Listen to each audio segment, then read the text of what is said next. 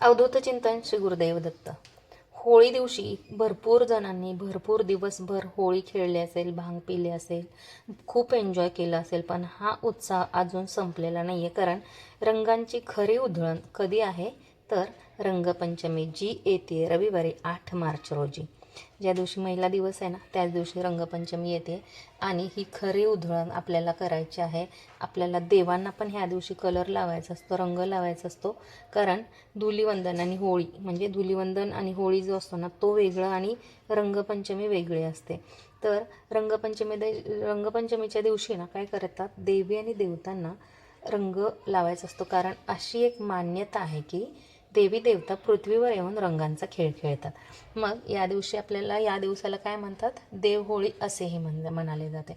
तर या दिवशी आपण काय करतो तर देवाला गुलाल अर्पण करतो. त्याच्यामुळे काय होतं, घरातील नकारात्मक ऊर्जा नष्ट होते आणि ईश्वराची कृपा आपल्यावरती लाभते, आपल्या घरावरती लाभते. पूर्वीच्या काळी ना नैसर्गिक रंगांनी होळी खेळली जायची. म्हणजे रंगपंचमीसाठी पळसाच्या फुलांपासून तयार केलेले नैसर्गिक रंग वापरले जात असायचे.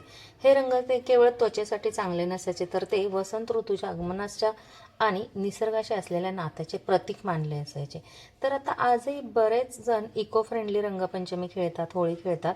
कारण ते जे रंगामध्ये केमिकल्स टाकलेलं असतं ना, त्यांना खूप लोकांना त्यामुळे केसांवरती, स्किनवरती खूप असा प्रॉब्लेम होतो. म्हणून नैसर्गिक रंगानेच होळी खेळली जाते. पण जेव्हा रंगपंचमी दिवशी आपल्याला गुलालाने ॲक्च्युली खेळायचा असतो तो रंग, पण गुलालाने तर आता सगळेजण नाही खेळत, आपण देवांना मात्र गुलाल लावतो. पण असं असतं की या रंगाचे ना धार्मिक महत्त्व पण आहे. रंगपंचमीचे आणि रंगांचे धार्मिक महत्त्व आहे. रंगपंचमीला देवतांना रंग अर्पण जर केले आपण तर ग्रहदोष शांत होतात, आर्थिक समस्या दूर होतात, घरात नकारात्मक ऊर्जा कमी होते आणि सकारात्मक ऊर्जा वाढते आणि रोग आणि अडथळ्यांपासून आपल्याला मुक्तता मिळते.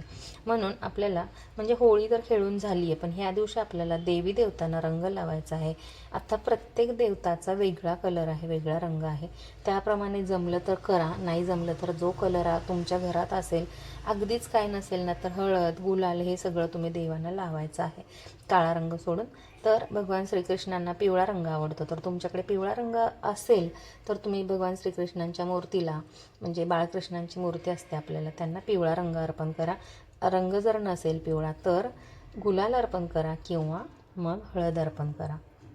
तसेच भगवान गणेशांना, गणपती बाप्पाची तर मूर्ती आपल्या घरात असते, तर त्यांना लाल रंग आवडतो. तर लाल रंग जर घरात नसेल तर आपण कुंकू अर्पण करायचे. भगवान शिवांना राख किंवा पांढरा रंग आवडतो, तर आता पांढरा रंग कुठून आणाल, भस्म तर असतं की नाही आपल्या घरात. आणि आता होळीची राख सगळेजण घेऊन आलेच असतील, तेच भस्म म्हणून आपल्याला भगवान शिवशंकरांना अर्पण करायचं आहे. कारण यामुळे भीती, मानसिक ताण आणि आजारातून सुद्धा मुक्तता मिळते. त्यामुळे शिवलिंगाला पांढरा रंग अर्पण करा किंवा राख अर्पण करा. आता दुर्गा देवी असेल किंवा तुमच्या घरात अन्नपूर्णा माता असते, लक्ष्मी माता असते, त्यांना गुलाबी किंवा लाल रंग अर्पण करायचा आहे. त्यामुळे आपली शक्ती वाढते. आता हे असंच प्रत्येक देवी देवतांनुसार तुम्हाला रंग सांगितलेत मी. सगळेच रंग घरात असतील नसतील तर जे रंग आहेत ना त्याच्याने करा. पण हळद, कुंकू आणि गुलाल ह्यांचा वापर नक्की करा देवांना वाहण्यासाठी. भगवान विष्णूंना आपण बघा पिवळा किंवा हिरवा रंग आवडतो, तर तुम्ही घरात असेल ना हिरवा रंग, तर मग तुम्ही तो वहा देवांना अर्पण करा किंवा मग जो आहे ना पिवळा हळद वगैरे ते अर्पण करा. त्यामुळे काय होतं, कौटुंबिक आनंद मिळतो, आपल्या कुटुंबामध्ये आनंद तसेच रंगपंचमी हा केवळ रंगांशी खेळण्याचा खेळ नाही आहे बरं का, म्हणजे सण नाही आहे, तर देवतांची पूजा करण्याचा एक पवित्र प्रसंग आहे. योग्य देवतेला योग्य रंग अर्पण केला तर जीवनातील अनेक समस्या दूर होतात आणि घरात शांती आणि आनंद टिकून राहतो. पण जर हे रंग तुमच्याकडे नसतील जे मी सांगितले, तर हळद, कुंकू आणि आपला गुलाल हे तिन्ही रंग तरी तुम्ही देवाला लावू शकता. असं काही नाही आहे की तुम्हाला कुठल्याच देवाला कोणताच रंग लावता येणार नाही, असं काही नाही आहे. सगळ्यांना तुम्ही लावू शकता.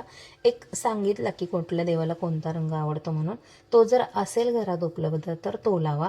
फक्त भगवान शिवशंकरांना शिवलिंगावरती भस्म किंवा राख लावा, राख अर्पण करा.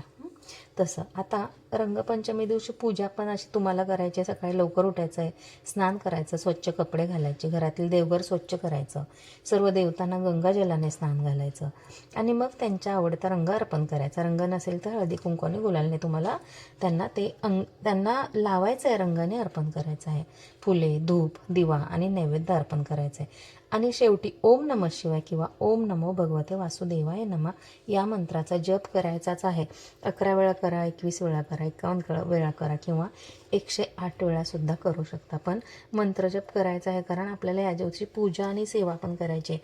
सेवा म्हणजे हेच मंत्रांची सेवा करायची आणि पूजा पण करायची. कारण रंगपंचमी जसं आपण होळी जशी सेलिब्रेट केली तशी रंगपंचमीसुद्धा आपल्याला सेलिब्रेट करायचीच आहे. रंगपंचमी म्हणजे जीवनात आनंद, प्रेम आणि सकारात्मकता आणण्याचा दिवस. रंग जसे वेगवेगळे म्हणजे प्रत्येक रंग जसा वेगवेगळा असतो ना, तसे माणसांमध्ये सुद्धा भिन्नता असते. पण ही भिन्नता असली तरी सर्वांनी एकत्र राहावे हा संदेश या सणातून दिला जातो. तर जेव्हा आपण घरामध्ये आपल्या सगळ्या मित्रमैत्रिणींना म्हणजे कुणी पण आपल्या घरात नातेवाईक असतात त्यांना गुलाल किंवा रंग लावतो तेव्हा काय होतं, आपल्या घरातलंही नकारात्मक ऊर्जा दूर होते, सकारात्मक ऊर्जा वाढते. आणि गुलाल आणि रंग उधळायचा असतो वातावरणामध्ये सुद्धा या सकारात्मक लहरी लहरतात. आता काही बघा तुम्हाला सांगते, ही जी रंगपंचमी आहे ना लोकांमध्ये प्रेम, मैत्री आणि एकोपा वाढवण्यासाठी आहे. तेव्हा सगळ्यांनी एकमेकांना रंग लावायचा आहे आणि आनंद व्यक्त करायचा आहे. आपल्या चॅनलवरती जर नवीन असाल तर सबस्क्राईब करा, हा व्हिडिओ तुमच्या मित्रमैत्रिणींपर्यंत पोहोचवा, आवडला असेल तर लाईक करा आणि अशाच एका नवीन व्हिडिओसाठी मला कमेंट नक्की करत राहा. एक नवीन व्हिडिओ पुन्हा घेऊन येते, तोपर्यंत अवधूत चिंतन श्री गुरुदेव दत्त. Bye bye.